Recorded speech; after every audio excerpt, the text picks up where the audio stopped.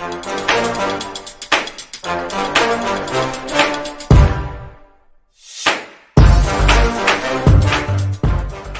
back again, and today we're continuing work on the war picks. As you can see, I went ahead and did one already. Got the head put on there, got the spike done, got the detail work finished up. He's got a nice cool nostril set there with the flaring, nice spikes or ridges on the back end there towards the tip. Got a double twist going on there, or reverse twist, and then just some little mosaics. And we are going to obviously do a Coke bottle shaped handle. We're just going to do the forging on the other one today. Then we'll do the handles and the cleanup work and testing all in one video. But just like those resin handles I cast for all those hunting knives that I'm working on, I'm going to make some resin handles for these Coke bottle shaped handles. So that way these have a nice, really cool looking polymer handle on these beastly little war picks. You've got the Beck to Corbin style pick, which if you look at the Warhammer, it does slightly lean towards the hammer face so that that angle connects flat if we were to strike, and so that this hook is kind of up and pointed down, so when you are to strike with it, it follows that same angle all the way through the target. So these war picks, though light, will be quite effective little critters, and they're going to be kind of pretty when they're all cleaned up, once you can see all that chisel and detail work pop from the cleanup process. But these were the exact same material. They were snap-on before snap-on was snapping on, so I figured I might as well make some nice war picks out of them, considering how fast the last ram hammer sold. This one that I did off camera, I actually forge welded the bend there back into itself. So if you look at it, you can see we took that extra bit of material and welded it back down into itself, so that way we had a nice square head for this one. We're going to leave this one with a beard like we did with the other one and go for a slightly different animal face on this. So let's go ahead and get it in the fire, get started on our other war pick. The first thing we're going to do is draw this out just a hair longer for the handle, because for the shape we're going for, we want a little more length than what we have going already here. Then we'll go ahead and shape the handle and punch the holes. Once the handle is finished, then we'll go ahead and we'll work on the haft, because it is rather rectangular right now, and I want that squared up a little more before I do my twisting. I'm not going to get it perfectly square, but I am going to get it closer to square. And as you can see on both sides where the manufacturer's markings actually are still there from when I forged this. So once this gets cleaned up, it'll almost look like runes running through the twist. And I'm going to have that same effect on this one, because as you can see, our maker's marks are still visible. Once we got the pinholes in the handle and got the handle shaped, and we've gotten this more square, we're going to go ahead and work on the details up here, and we'll do the twisting very last, because the twisting is one of those things where it's easy to screw up the look of it if you have it hitting the anvil or have it strapped down to the anvil and you're hitting it in any way. It can easily screw up the edges of that twist, flatten them out, make them deformed, make them sharp, do things you don't want. So let's go ahead and pop it in the fire and get started.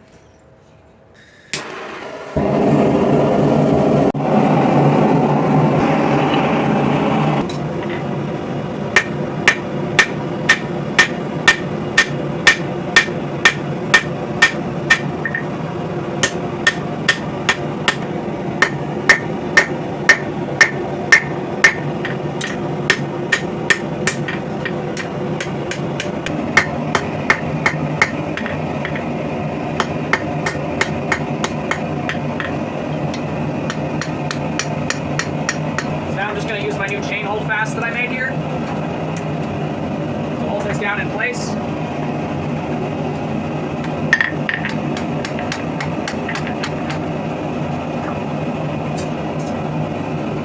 Start to mark where I'm going to put my holes.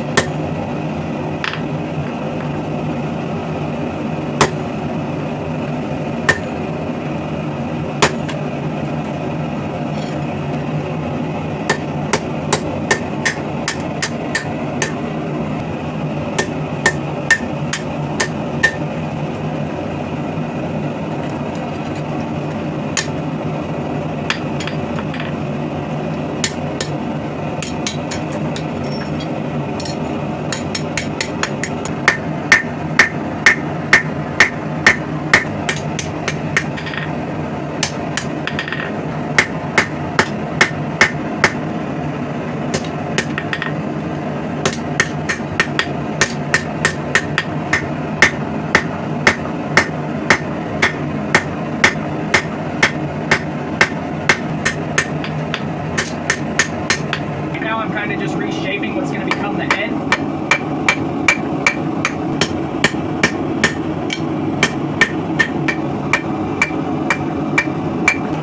So you saw me using this earlier in the video. This is the stirrup that I created for my foot to go into that keeps the chain on an angle, so my foot can slide in easily and slide out easily, but I can apply a lot of pressure to this chain to hold things down to the face.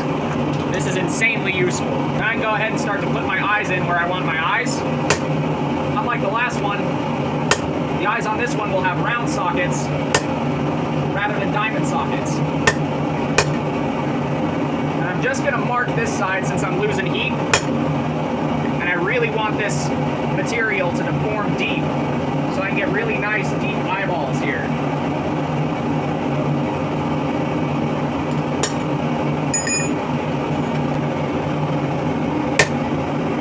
And you'll notice as I punch these eyes in, it creates a little depression that lifts those two sections and creates kind of an effect like eyebrows or eye sockets. Now I'm just gonna go ahead and use a little pin punch so I can put the pupil into this eyeball.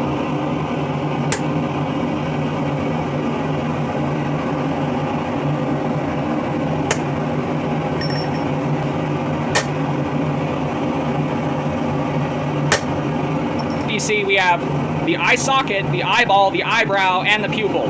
Next I'm going to use my curved chisel to put in the mouth. I'm not going to use the whole radius of the chisel, I'm only going to use about half of it to 3/4 of it to get a nice long face on this guy.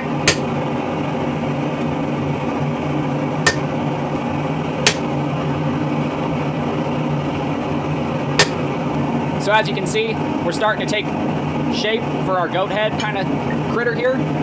More of a billy goat on this one. Now I'm going to take a rock hammer and very carefully put in some lines for his beard.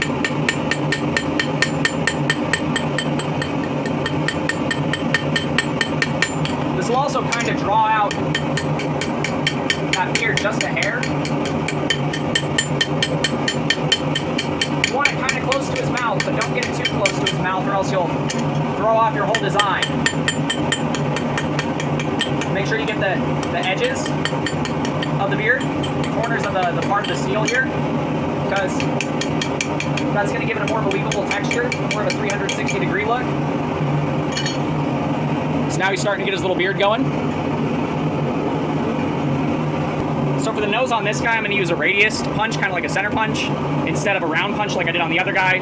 Just for aesthetics, I want a different look to his nostrils than I did on the other guy, so this is what we're going to use. Just like with the eye sockets, we want this nice and hot, because we want it to displace a lot of material to really give us a nice big nostril.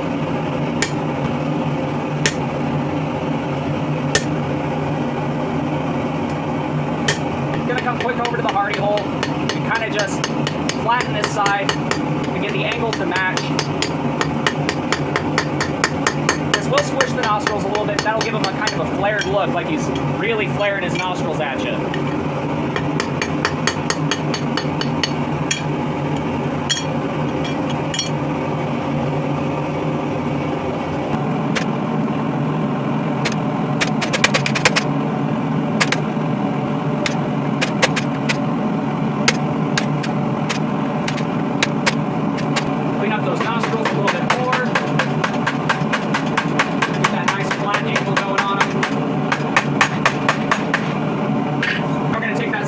Chisel and turn it 180 degrees and do a little work on this horn.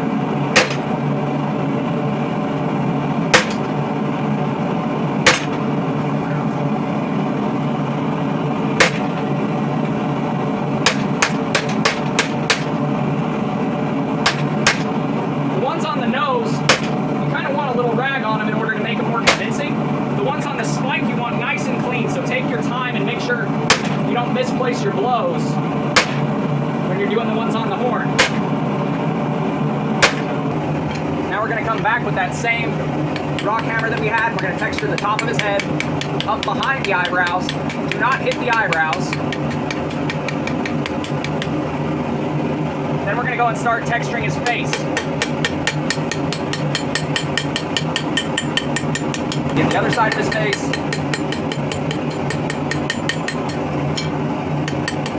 Go back and revisit that original side because your depressions will have shrank since you were working over the anvil. Make sure you get your interior lines. Get those nice and roughed up.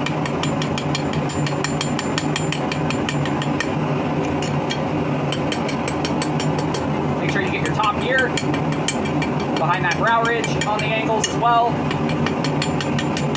Get that nice three-dimensional texture going.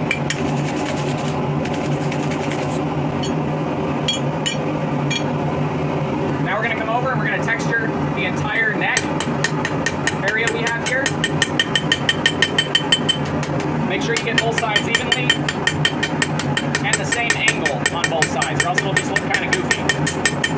Something like that. And that'll give us a nice textured face. Now we can go ahead and finish up the horn, because our head's actually in line right how we want it, kind of bent down a little bit. I will need to straighten up this way, because it does lean up a little bit at the head, but we'll address that. Just clean up that shape just a little bit, carefully avoiding messing with the shaping that I've already done on top with those chisels. We'll go ahead and get this spike nice and sharp too while we're at it. If you're working something this thin like I am up here at the point, take extra care to keep some heat in there, because you are inducing a lot of stress into that material. Do not hit it cold. Now I'm going to go ahead and start working on my little mosaics that I do. We don't want these punches to be super deep, so be careful how deep you make these. These are accent pieces. You do not, I repeat, you do not want to make these too deep, because you will make a weak spot in your tool, and it will not turn out well when you go to test it.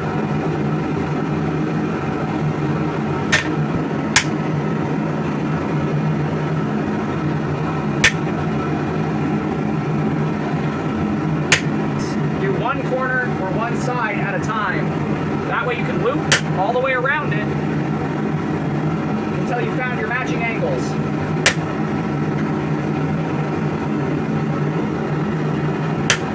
That way everything stays nice and in line, even if it's a little bit cockeyed.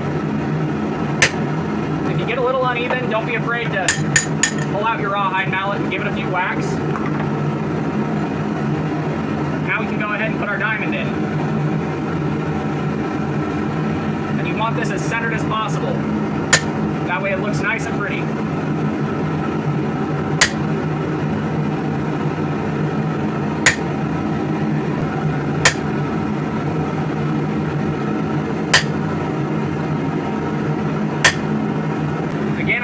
My rawhide mallet to bring things back where they should be. Same thing on this side we were doing over there.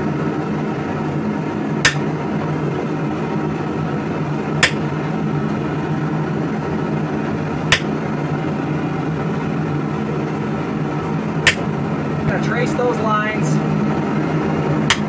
all the way around this piece.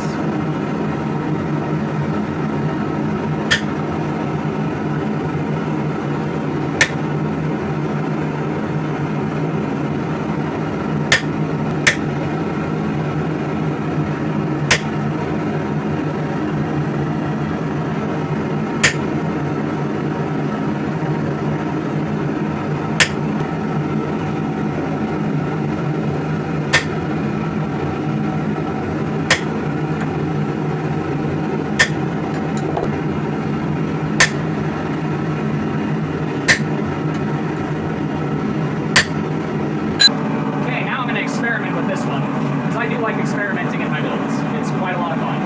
I'm going to clamp this middle section down in my vise, about halfway into the vise, so I have some meat sticking out.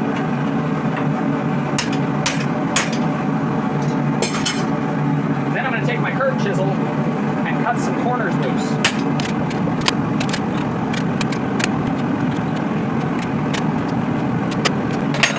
We're going to stick it in the vise again and do the same exact thing on the opposite side.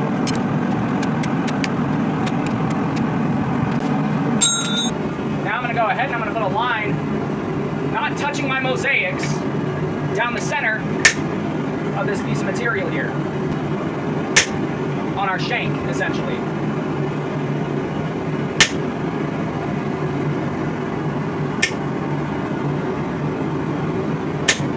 Same thing on the other side.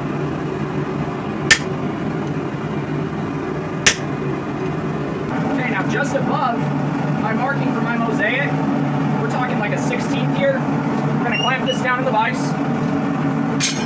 and then we're going to twist it at about the halfway mark.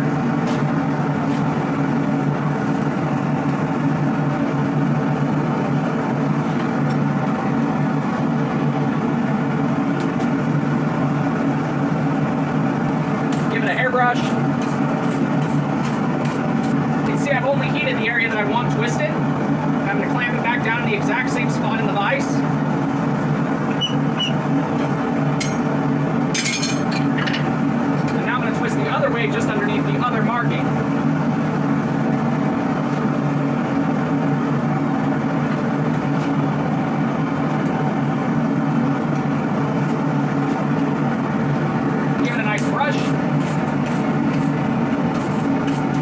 So after sufficient time to cool down, we've got a nice gnarled reverse twist going on here for the handle, and a very pretty ram's head with our spikes, our nostrils, the whole 9 yards.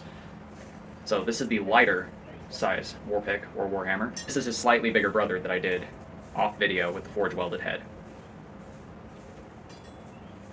So even though these are both made from old wrenches, they have drastically different faces on them. This guy's got those diamond-shaped eyes and those flared nostrils. This guy's got those compressed nostrils and those round eyes. So there's kind of the big brother version with a little more mass in the head and a little more length, and then there's the little brother version that's a little lighter and faster. Both of these will eventually get epoxy acrylic handles, and only the smaller version has the gnarled twist. This one has the regular twist to it. Well, reverse twist. But these will end up being pretty cool, and they were both from wrenches, so they're going to be pretty nifty little critters. That does it for today's video. If you guys liked what you've seen, do me a favor, do that thing right there. Until next time, God bless, stay sharp out there. And if you're looking for something like this, you know where to find it.